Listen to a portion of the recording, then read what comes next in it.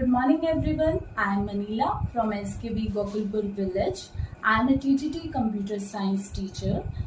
मैं आपको आज एक ऐसे क्रांतिकारी के बारे में बताना चाहती हूँ जो मोस्ट ऑफ टाइम गुमनाम रहे। उस क्रांतिकारी ने अपने देश की रक्षा के लिए अपने प्राणों का भी न्यौछावर कर दिया। इसीलिए 17 अगस्त को उनका बलिदान दिवस के रूप में मनाया जाता है।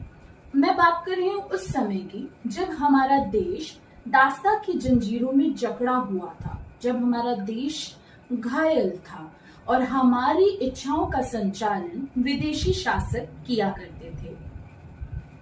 हमारी इच्छाओं का संचालन विदेशी शासकों के कारण किए जाने के कारण वो हमारी सुख सुविधाएं, हमारे संसाधनों को भी समुद्र पार ले जाया करते थे। तब बहुत सारे क्रांतिकारियों ने इन विदेशी शासकों को, इन अत्याचारियों को ललकारा और अपने प्राणों का न्यौछावर कर दिया।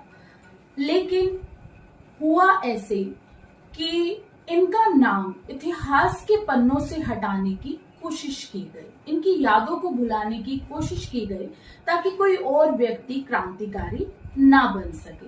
लेकिन आप जानते ही हैं, कोई भी अच्छा कार्य किसी के भी मिटाने से नहीं मिटता।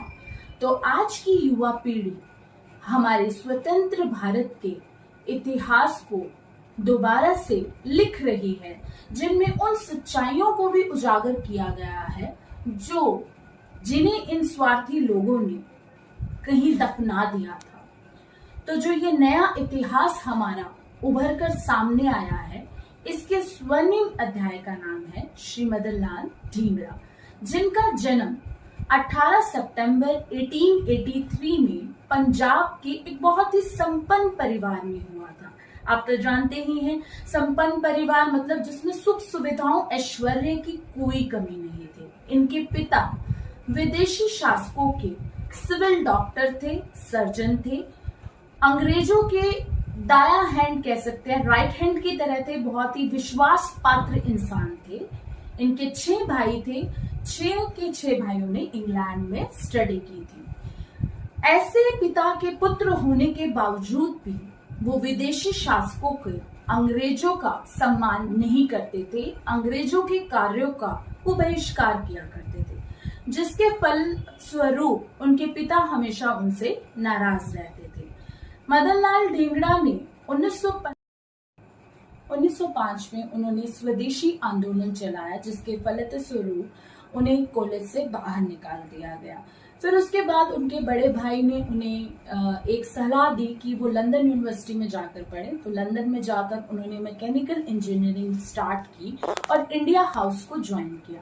इंडिया हाउस क्या था? इंडिया हाउस एक ऐसा हाउस होता है जिसमें हमारे देश के भारतीय बाहर विदेश में जाकर वहां पर रह सकते हैं और क्रांतिकारी विधियों में अपना सहयोग दे सकते हैं। तो उनके लिए वहां पर मुफ्त सभी सेवाएं उपलब्ध होती हैं, तो वो भी वहां जाकर रहने लगे।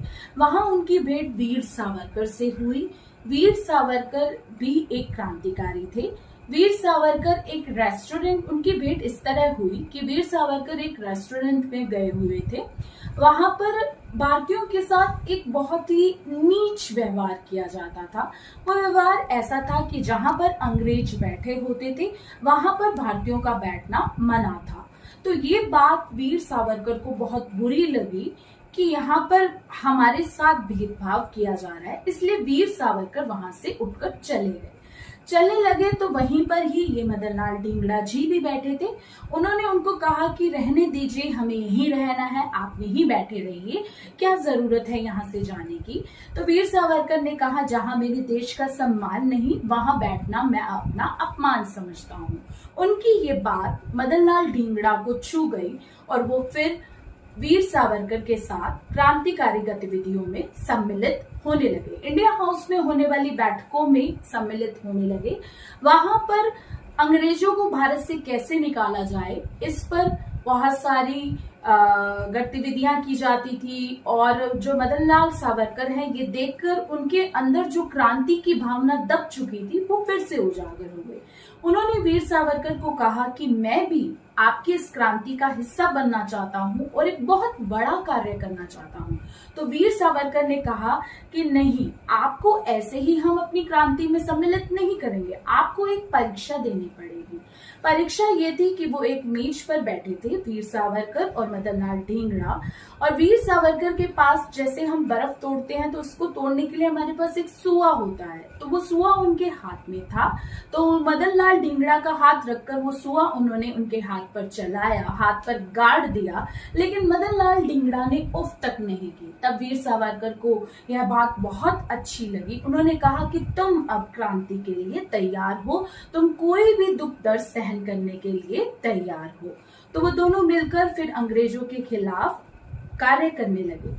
उन्होंने एक अंग्रेज वहां पर था, विदेशी शासक वहां पर था। 1 जुलाई 1909 में मदन लाल ढींगड़ा ने वहां के एक विदेशी शासक लॉर्ड कर्जन विले की हत्या करने का प्लान किया। वो एक सभा में गया हुआ था, विदेशी शासक एक सभा में था और वहीं पर मदन लाल ढींगड़ा जी पहुंच गए और उन्होंने 4 गोलियां उस लॉर्ड कर्जन विले, मदन लाल ढींगड़ा ने 4 गोलियां चलाई।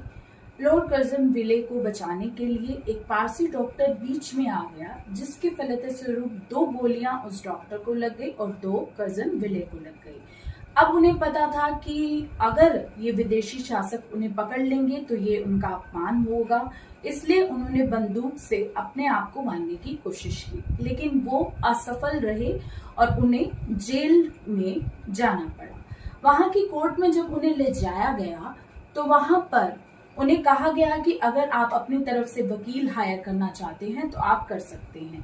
तो उन्होंने कहा कि मैं कोई वकील हायर नहीं करना चाहता, क्योंकि मैं आपकी कोर्ट को सही ही नहीं मानता, न्याय संगत ही नहीं मानता, क्योंकि आप ऐसे लोग हैं जिन्होंने एक नहीं मानता, क्योंकि आपके विदेशी शासक कौन सा सही कार्य करते हैं।